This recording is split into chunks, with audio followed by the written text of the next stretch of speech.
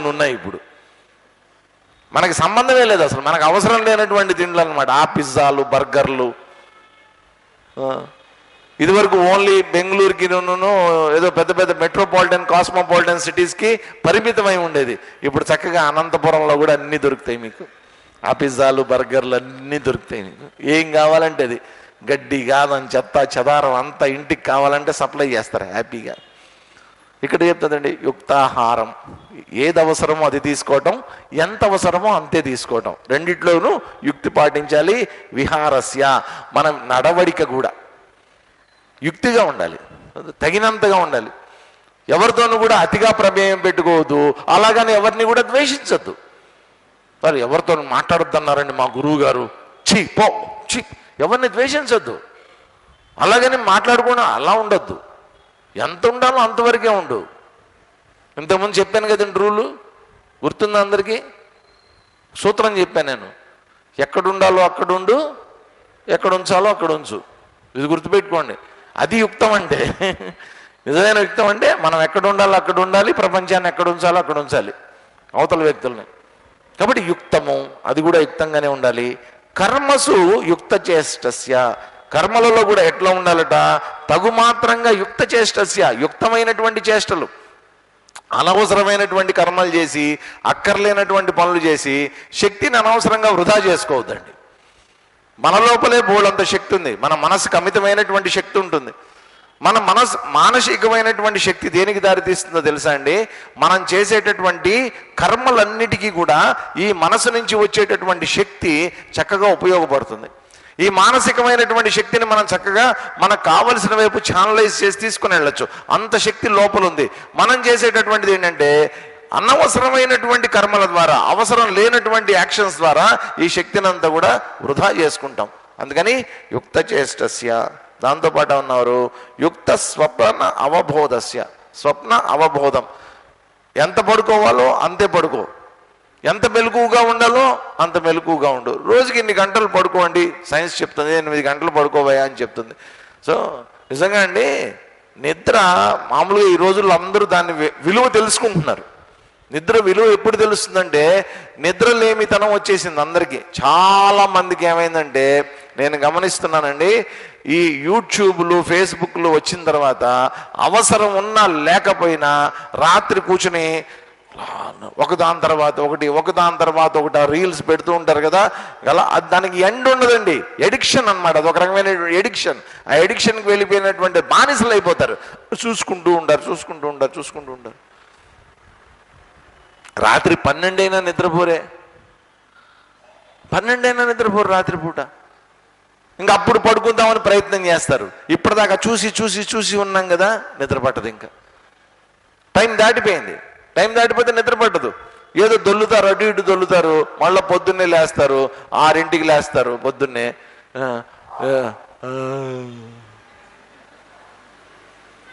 మామూలుగా పడుకొని నిద్ర లేచిన తర్వాత ఎనర్జెటిక్గా లేవాలి, శక్తితోటి లేవాలి.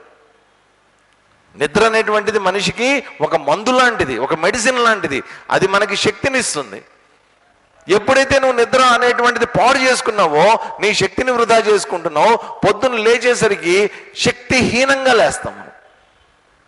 శక్తివంతంగా లేవాలి. లేచేటప్పుడు ఒక బ్రైట్నెస్ ఉండాలి మొహంలో. ఎందుకు కర్మరా బాబు, పొద్దున్నే లేవక తప్పట్లేదురా బాబు, నా దరిద్రం రా బాబు అనుకుంటూ లేస్తాం, తిట్టుకుంటూ. ఇంకో గంట పడుకోవచ్చు కదా నేను, ఆ గంట ఏదో ముందే పడుకుంటే బాగుంటుంది కదా. నువ్వేమంటున్నావు? ఇంకో గంట పడుకుంటే బాగుంటుంది అంటున్నావు. 12ంటికి పడుకుని పొద్దున్న 6 గంటలకు లేచి ఇంకో గంట పడుకుంటే బాగుంటుంది అని అంటున్నావు. నువ్వే పని పాటు లేకుండా అనవసరంగా ముందు రాత్రి మేల్కొన్నావు. అదే 11ంటికి పడుకుని ఉంటే 6 గంటల వరకు నేను నిద్ర నీకు సరిపోయి ఉండేది కదా, ఇంకో గంట పడుకుంటే బాగుండని అనిపించదు కదా అప్పుడు. అది కాదు, మేల్కోవడం మాత్రం 12ంటి వరకు. మరి ఈ మధ్యకాలంలో అయితే పాపం ఈ సాఫ్ట్వేర్ పిల్లలను చూస్తే భలే బాధేస్తుంది. రాత్రిపూట వాళ్ళు, అమెరికా వాళ్ళేమో వాడికి పని పాటు లేకుండా అప్పుడు మెలకుగా ఉంటారు వాళ్ళు. మన వాళ్ళు అప్పుడు ఆ టైంలో వీళ్ళు అప్లోడింగ్స్ చేయాలి, వీళ్ళతో చాట్స్ చేయాలి వాళ్ళతోటి, అప్పుడు ప్రోగ్రామింగ్ ఉంటుంది. ఏంటంటే అంతేనండి, మా టైం ప్రకారం మీరు అడ్జస్ట్ అవటమే. వాడి సొమ్మేం పోయింది? వాళ్ళకేమో డే టైం ఉంటుంది చక్కగా, వాళ్ళ డే టైం ఏమో మనకి నైట్ టైం కాబట్టి మన వాళ్ళని చచ్చినట్టు మెలకుగా ఉంచుతారు వాళ్ళు. కాబట్టి వీళ్ళందరూ ఏమిటి, అసలు ఎకోసిస్టమ్, ఈ సృష్టిలో, భగవంతుడి యొక్క సృష్టిలో ఒక ఎకోసిస్టమ్ ఉంది. రాత్రి అయితే అందరూ పడుకోవటం, పొద్దున్నైతే లేవటం, పనులు చేసుకోవటం, రెస్ట్ తీసుకోవటం, ఇదంతా చక్కటి ఎకోసిస్టమ్ న్యాచురల్గా ఇక్కడ ఉంది. దాన్ని వయోలేట్ చేసి స్వార్థ చింతన కోసం అని చెప్పి, స్వార్థపూరితమైనటువంటి కారణాల కోసమని దాన్ని పూర్తిగా మర్చిపోయి ఎవడిష్టం వచ్చినట్టు వాడు బిహేవ్ చేస్తూ ఉంటే దానివల్ల మనకే నష్టం తప్ప సమాజానికి కానీ లేకపోతే చుట్టూ ఉండేటటువంటి ప్రకృతికి కానీ ఎటువంటి నష్టం లేదండి. వాటి పనులు అవి చేసుకుని వెళ్ళిపోతూ ఉంటాయి. ఫైనల్గా మానసికంగా శారీరకంగా భ్రష్టు పట్టేది మనమే.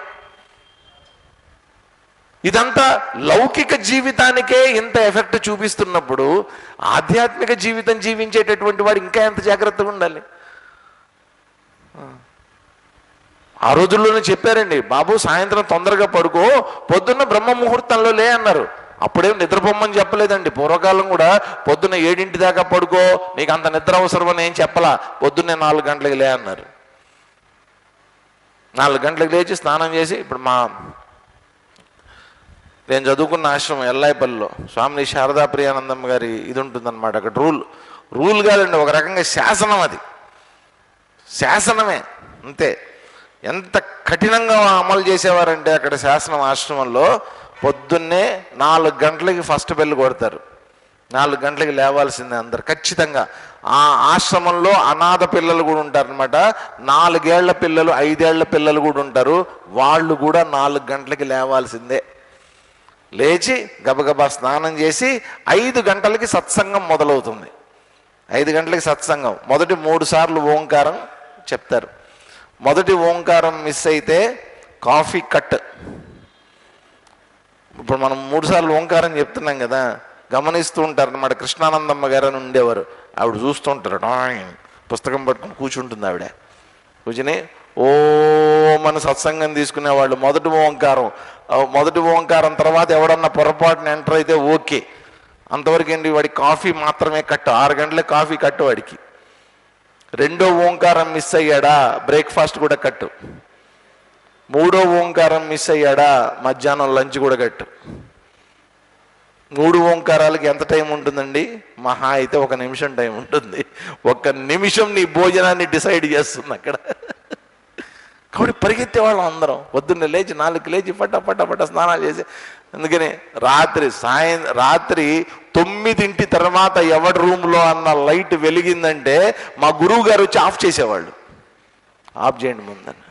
Night 9 o'clock shut down. Engine shut down చేసినట్టు షట్ డౌన్ అంతే. ఎక్కడి వాళ్ళు అక్కడ, ఎవరి రూముల్లో వాళ్ళు సైలెంట్గా పడుకోవడమే. అంత స్ట్రిక్ట్గా ఉండేవాళ్ళు. ఎందుకని? అలా ఉంటే తప్ప నువ్వు నేర్చుకునే విద్య నీకు ఎక్కదు. అలా ఉంటే తప్ప నువ్వు చేసే సాధన నీకు వంట పట్టదు. యుక్తాహార విహారస్య యుక్త జ్యేష్ఠస్య కర్మసు యుక్త స్వప్నావబోధస్య యోగో భవతి దుఃఖ. అటువంటి వాడు చేసేటటువంటి యోగం ఏదైతే ఉందో దుఃఖాన్ని నాశనం చేసేటటువంటిది. దుఃఖాన్ని నాశనం చేస్తే ఏమొస్తుందయ్యా? దుఃఖం పోతే మిగిలేదు సుఖం. కాబట్టి ఆ సుఖం కోసం, సుఖం అంటే అక్కడ ఆధ్యాత్మిక సుఖం అండి, ఆధ్యాత్మిక ఆనందం అనేటువంటిది లభిస్తుంది అని చెప్పి తర్వాత చెప్తున్నారు చూడండి. యదా వినియతం చిత్తం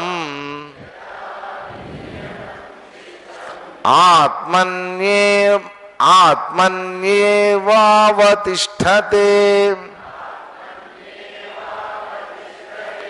నిస్పృహ సర్వకామేభ్యః.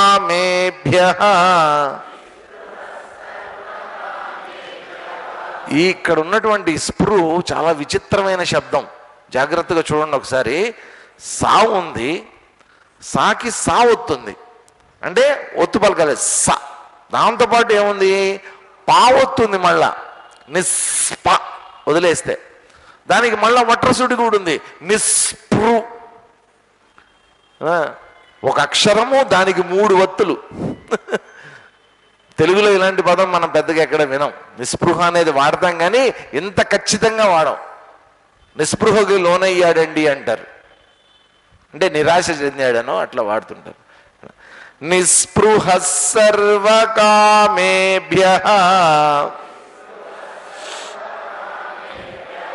యుక్త ఇత్యుచ్యతే తదా యదా వినియతం చిత్తం ఆత్మన్యేవావతిష్ఠతే నిస్పృహ సర్వకామేభ్యః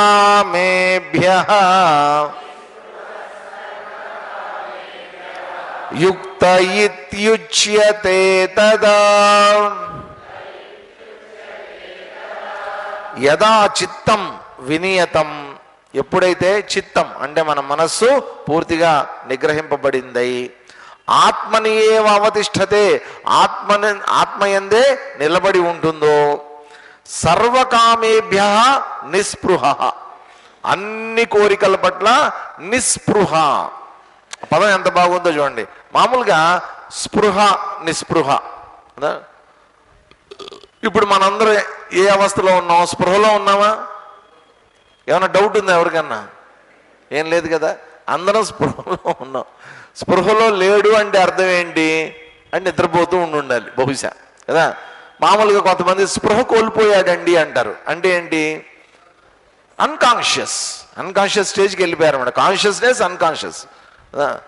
కాబట్టి అన్ని ఇంద్రియాలు పనిచేస్తూ ఉంటే, కళ్ళతో చూస్తూ ఉంటే, చెవులతో వింటూ ఉంటే, ముక్కుతోటి వాసన పీలుస్తూ ఉంటే, నడుస్తూ ఉంటే, చేతులు ఊపుతూ ఉంటే, అన్ని ఇంద్రియాలు పనిచేస్తూ మనస్సు బుద్ధి కూడా పనిచేస్తూ ఉంటే వాడు స్పృహలో ఉన్నట్టు లెక్క కదండి.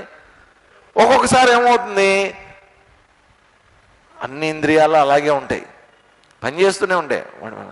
లోపల ఉండేటటువంటి మనస్సు బుద్ధి ఇవన్నీ ఏమవుతాయి, కాసేపు ఉన్నటువంటి సడన్గా డిటాచ్ అయిపోతాయి. ఇవన్నీ స్థూల శరీరం సూక్ష్మ శరీరం రెండు విడిపోతాయి. విడిపోగానే ఏమవుతుంది, కొంతమంది స్పృహ తప్పి నిలబడ్డ వాళ్ళు నిలబడ్డట్టు పడిపోతూ ఉంటారు. దాన్ని మనం మామూలుగా స్పృహ తప్పాడండి అంటారు. ఏదో కొంతమంది ఎండలోకి వెళ్ళినప్పుడు, లేకపోతే ఆహారం తగ్గినప్పుడు, బాడీలో ఎలక్ట్రోలైట్స్ లెవెల్స్ పడిపోయినప్పుడు, అటువంటప్పుడు పాపం కొంతమంది స్పృహ తప్పి పడిపోతారు.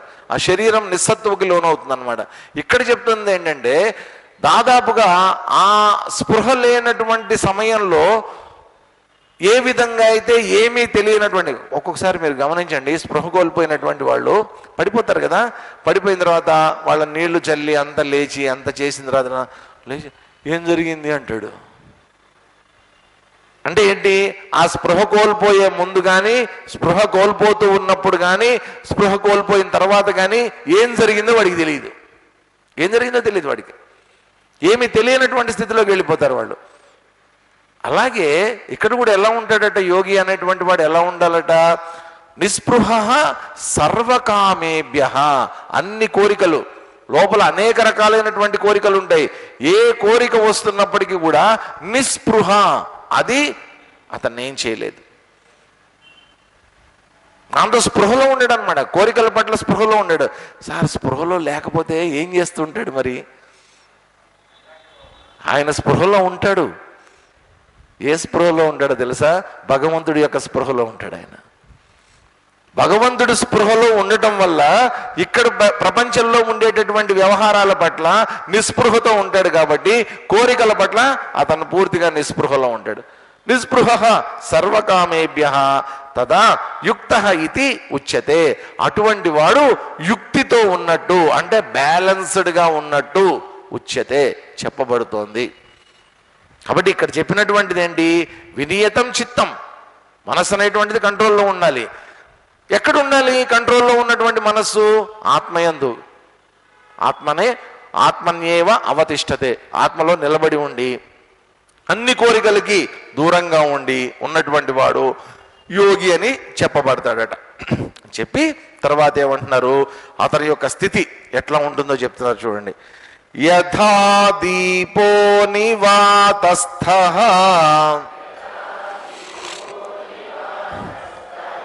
నేంగతే సోపమా స్మృతా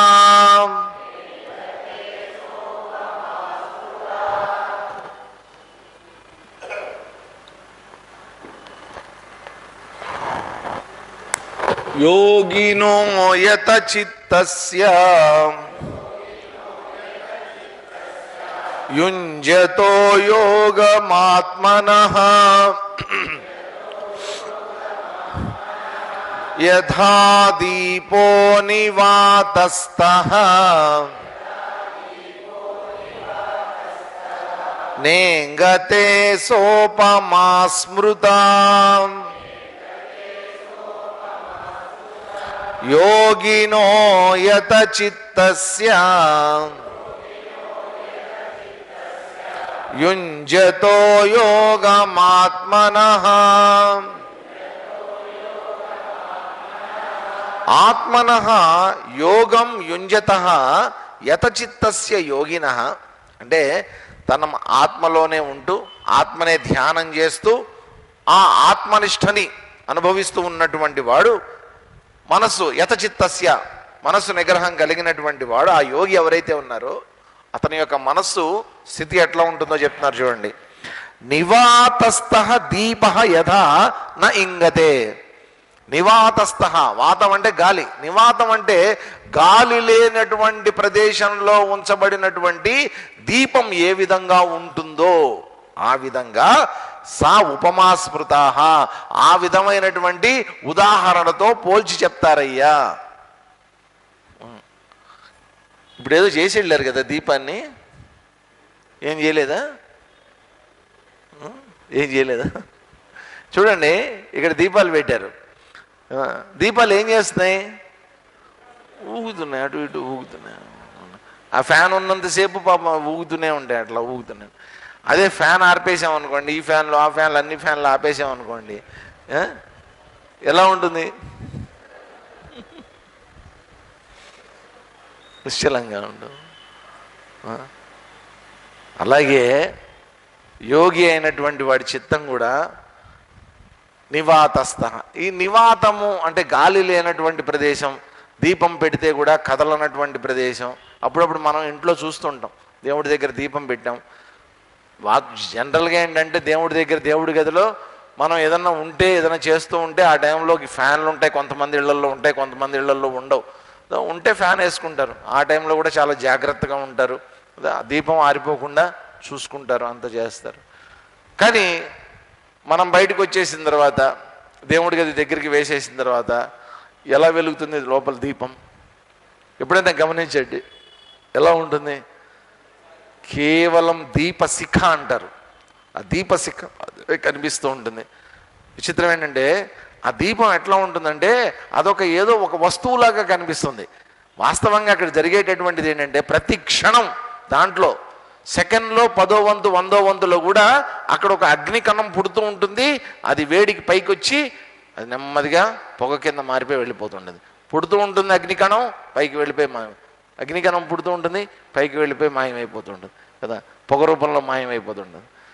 ఇదంతా ఏంటి జరుగుతూ ఉంటుంది లోపల? ఆ ప్రక్రియ అంతా ఆ ఒత్తి ఉన్నంతసేపు, దాని వెనక దీపం యొక్క ఆయిల్ సప్లై ఉన్నంతసేపు జరుగుతూనే ఉంటుంది. కానీ అది ఎలా ఉంటుంది? ఏం చెల్లించకుండా ఒకటే ఒక ఐటెం లాగా, ఒక పీస్ లాగా అట్లా కనబడుతూ ఉంటుంది మనకి. అప్పుడప్పుడు అసలు ఆ దీపమా బొమ్మ అనే డౌట్ వస్తుంది మనకి. దీపమేనా అక్కడ ఏమన్నా బొమ్మ లాంటిది పెట్టారని, అంత నిశ్చలంగా అట్లా ఉంటుంది. పూర్వకాలం ఏంటంటే ఇప్పట్లో లాగా మనకి లైట్లు ఇవన్నీ లేవు కాబట్టి దీపాలే అందరిళ్లలో చక్కగా ఆముదం దీపాలు అవి ఇవి వెలిగించుకుని వాటి కాంతిలోనే అన్ని పనులు చేసుకునేవారు. కాబట్టి ఉదాహరణలు ఇచ్చేటటువంటి ఉదాహరణలు కూడా ఇటు వ్యాసుల వారు కానీ శంకరాచార్యుల వారు కానీ వాళ్ళందరూ ఇచ్చేటటువంటి ఉదాహరణలు అన్నీ ఎలా ఉంటాయంటే ఆ రోజుల్లో వాళ్ళు ఉపయోగించినటువంటి వస్తువులు, ఆ రోజుల్లో వాళ్ళ చుట్టూ ఉన్నటువంటి వ్యవహారము, వాటిల్లోంచే ఉదాహరణలు తీసుకునేవాళ్ళు వాళ్ళు. మనం ఇప్పుడు ఏం చేస్తాం? కరెంటు, లైటు, ఫ్యాను వీటిని ఉదాహరణలుగా తీసుకుంటాం మనం. ఇప్పుడు మనకు అందుబాటులో ఉన్నవి ఇవి. ఉదాహరణ ఏదైనప్పటికీ కూడా ఇక్కడ చెప్పదలుచుకున్నటువంటి లక్ష్యం ఏంటంటే చెలించనటువంటి మనస్సు అని చెప్పడం అన్నమాట. నిస్పృహ సర్వకామేభ్య ఇంతకుముందు చెప్పారు. కాబట్టి కోరిక అనేటువంటి అలజడి లేనంతకాలం, కోరిక అలజడి కనుక ఉంటే లోపల మనస్సు చంచలంగా ఊగుతూ ఉంటుంది. కానీ ఇక్కడేంటి? అసలు కోరికల వేగం అనేటువంటిది లేదు కాబట్టి నిశ్చలమైనటువంటి స్థితిలో మనస్సు నిలబడగలుగుతుంది అన్నమాట. కాబట్టి ధ్యానం చేసేటటువంటి వాళ్ళ యొక్క మనసు ఏ విధంగా ఉండాలి? యోగాన్ని ఆచరించేటటువంటి వాళ్ళు చక్కగా ఆసనం వేసుకున్నాం, కూర్చున్నాం, ధ్యానానికి కూర్చున్నాం, మనసు ఎట్లా ఉండాలి ఆ సమయంలో? యథా దీపో నివాతస్థ నయింగతే ఉపమా స్పృహ. ఏ విధంగా అయితే, ఎక్కడ ఏదో చెప్తారు కన్యాకుమారిలో అనుకుంటా, కన్యాకుమారిలో అక్కడ దీపం పెడితే అది కదలదు, అది గాలి కదలదు. అది ఎందుకనంటే రెండు వైపుల నుంచి గాలి ఉంటుంది. ఆ టిప్ ఆఫ్ ద అగ్రం అంటారు కదా, ఆ అగ్రం దగ్గరట గాలి ఉండదట. అందుకని దీపం వెలిగిస్తే అది అలాగే నిలబడి ఉంటుందట. అది ఆ కన్యాకుమారి పాయింట్, ఒక పర్టికులర్ పాయింట్లో. అదేంటో విచిత్రం. దీపం ఆరదట, తుఫాన్లు వచ్చినా కానీ దీపం ఆరదట అక్కడ. నయింగతే, గాలి తగలదు అక్కడ. అలాగే యోగి అయినటువంటి వాళ్ళ మనసు ఎప్పుడైతే ఒక వేగమైనటువంటి గాలి ఒక దీపాన్ని ఏ విధంగా, ఇప్పుడు ఇక్కడ దీపాన్నే ఎందుకు ఉదాహరణగా చెప్పారండి? దీపాన్నే ఎందుకు ఉదాహరణగా చెప్పారు? దీపం ఏంటంటే ఒక చిన్న గాలి అట్లా తగిలినా కానీ ఊగుతుంది అది కదా. ఉరిగినట్ల మనం దీపం పక్కన నిలబడి ఊరినే చెయ్యి ఇట్లా అన్నామంటే ఆ చేతి నుంచి వచ్చే, ఇట్లా అన్నటువంటి చేతి నుంచి వచ్చే గాలికి కూడా దీపం ఊగుతుంది అక్కడ. ఆ చిన్న గాలి, దానికి కూడా దీపం ఊగుతుంది అన్న. అది కూడా, ఆ చలనం కూడా లేనటువంటి స్థితిలో ఇక్కడ యోగి యొక్క మనస్సు ఉంటుందట. నయింగతే, కదలనటువంటి, చెదరనటువంటి, నిశ్చలమైనటువంటి స్థితి. అందుకనే దాంతో పోల్చి చెప్పారయ్యా యోగి యొక్క చిత్తాన్ని అని చెప్తూ, యత్రోపరమతే చిత్తం నిరుద్ధం యోగ సేవయా యత్ర చైవాత్మనాత్మానం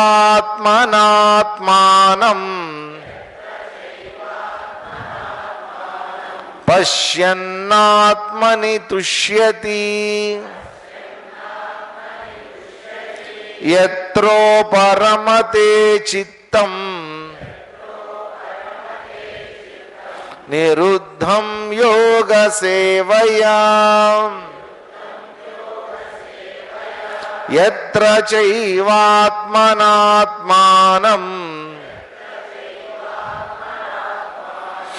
పశ్యన్నాత్మని తుష్యతి. యోగ సేవయా, యోగ సేవ అంటే ఏం లేదండి, యోగాభ్యాసం.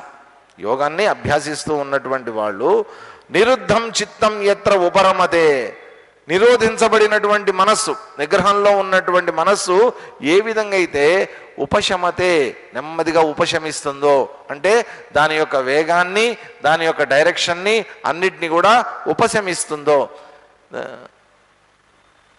చిన్నపిల్లలు చూడండి, విచిత్రంగా ఉంటారు వాళ్ళు. మామూలుగా అల్లరి చేస్తూ ఉంటారు వాళ్ళు. అల్లరి చేస్తూ ఉన్నప్పుడు వాళ్ళ అమ్మ ఏం చేస్తుంది, వాటికి నిద్రపోయే టైం అది యాక్చువల్గా. వాడు అన్ని బొమ్మలన్నీ ముందేసుకుని ఆడుకుంటూ ఉంటాడు, అన్నీ పడేస్తే ఆడుకుంటూ ఉంటాడు. వాడిని నిద్రపుచ్చాలి. కొన్ని ఇళ్లలో ఏంటంటే వాడు నిద్రపోతే కానీ పాపం తల్లిదండ్రులు నిద్ర దొరకదు. అందుకని ముందు వాడిని నిద్రపుచ్చాలి. ఏం చేస్తుంది వాళ్ళమ్మ, లాక్కొచ్చి కాళ్ళ మీద వేసుకుని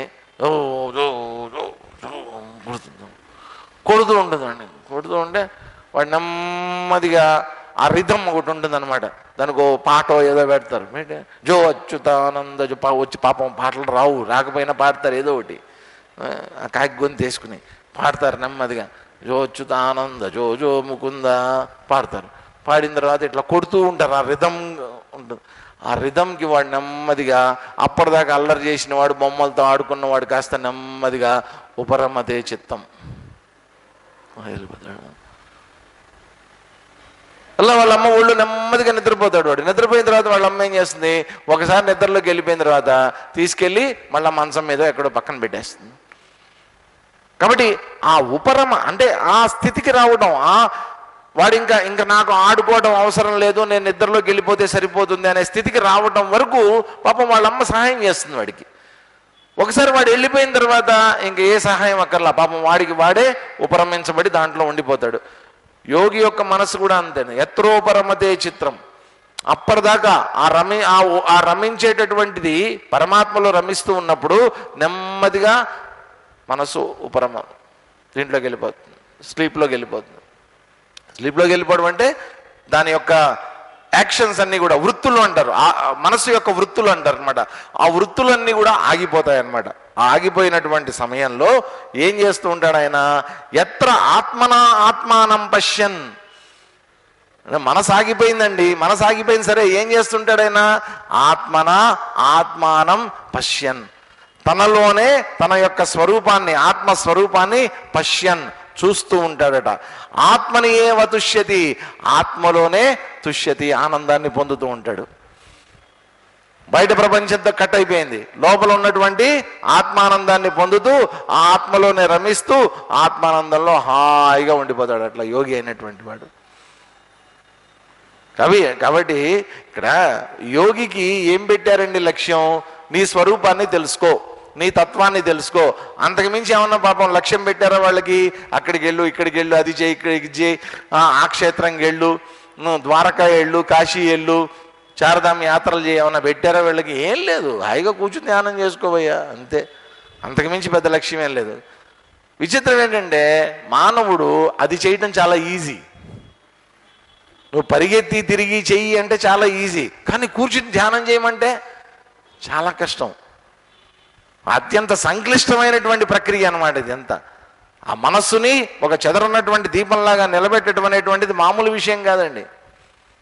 పని చేయమంటే చేస్తాం, ఎంతసేపు అయినా చేస్తాం, పరిగెత్తి పరిగెత్తి పని చేస్తాం, కానీ కూర్చోవడమే కష్టం మనకి.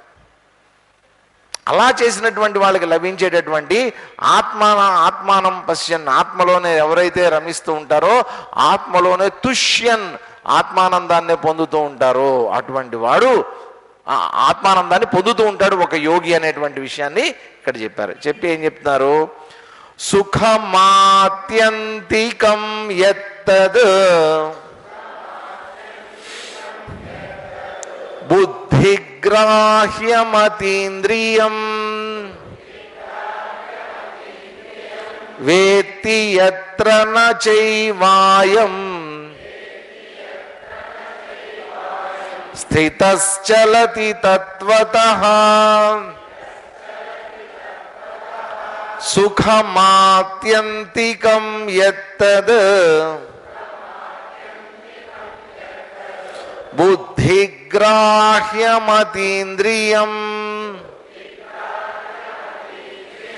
వేత్తి యత్ర న చైవాయం స్థితశ్చలతి తత్వతః. యత్ బుద్ధిగ్రాహ్యం అతి ఇంద్రియం, ఏదైతే బుద్ధిగ్రాహ్యం, బుద్ధితో తెలుసుకోవలసినటువంటిదో, బుద్ధితో తెలుసుకోగలిగినటువంటిదో, అతీంద్రియం, ఇంద్రియాలకి అతీతమైనటువంటిదో. ఇప్పుడు ఒక వస్తువు ఉందండి, ఇది చల్లగా ఉందా వేడిగా ఉందా నేను తెలుసుకోవాలంటే ఏం చేస్తా? చేత్తో ముట్టుకుంటా, స్పర్శ ద్వారా తెలుస్తుంది, స్పర్శ ద్వారా తెలుస్తుంది. కాబట్టి తెలుసుకుంటా. వాసన బాగుందా లేదా, వాసన చూసి బాగుందా లేదా వాసన చెప్తాను. శబ్దాన్ని చెవులతో వింటా, బాగుందా లేదా చెప్తాను. ఇవన్నీ ఏంటి? ఇంద్రియాల ద్వారా తెలుసుకునేటటువంటి జ్ఞానాలు ఇవన్నీ కూడా. ఇక్కడ ఏమంటున్నారంటే అతీంద్రియం, టాంజిబుల్ కాదు ఇవన్నీ, ఇంద్రియాలకు అందేటటువంటిది కాదండి. ఇప్పుడు మనం